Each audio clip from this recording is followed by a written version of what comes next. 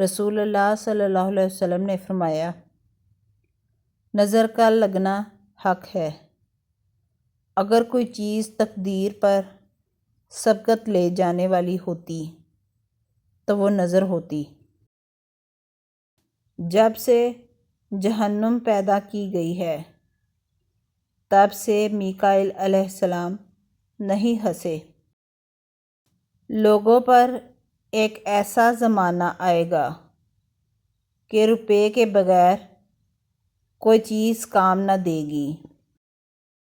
مسلمانوں کو خوف زدہ نہ کرو، یہ بہت بڑا ظلم ہے۔ مسلمان کی ناحق بے عزتی کرنا سود کھانے سے بھی بڑا گناہ ہے۔ جنت میں نہ کوئی مکار آدمی داخل ہوگا، نہ بخیل اور نہ لوگوں پر احسان جتلانے والا۔ میری امت کے تمام لوگوں کے گناہ اللہ بخش دے گا، سوائے ان لوگوں کے جو گناہ کر کے فخر سے بتائیں کہ ہم نے یہ گناہ کیا ہے۔ جو درجہ خاموشی کی وجہ سے انسانوں کو ملتا ہے وہ 60 برس کی نفل عبادت سے بہتر ہے۔ اللہ تعالیٰ ظالم کو مہلت تو دیتا ہے لیکن جب اس پر گرفت فرماتا ہے تو وہ بھاگ نہیں سکتا۔ جو شخص دنیا میں دوگلا پن اختیار کرے گا تو قیامت کے دن اس کے منہ میں آگ کی 2 زبانیں ہوں گی۔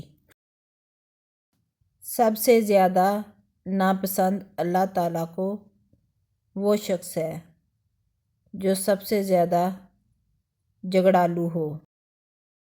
جو شخص جنت میں داخل ہوگا اسے ایسی نعمتیں دی جائیں گی کہ پھر اسے کوئی تکلیف نہیں ہوگی، نہ اس کے کپڑے پرانے ہوں گے نہ اس کی جوانی ختم ہوگی۔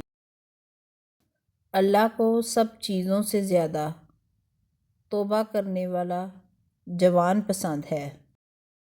رسول اللہ صلی اللہ علیہ وسلم کہا کرتے تھے، اے اللہ مجھے بری عادتوں، برے کاموں، بری خواہشوں اور بری بیماریوں سے بچا۔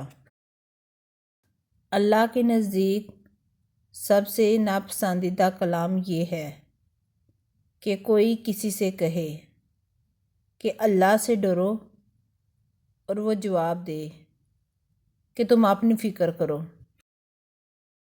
مسلمانوں، اگر تم میں سے کوئی چاہتا ہے کہ وہ اللہ سے باتیں کرے تو اس کو لازم ہے کہ قرآن پڑھے۔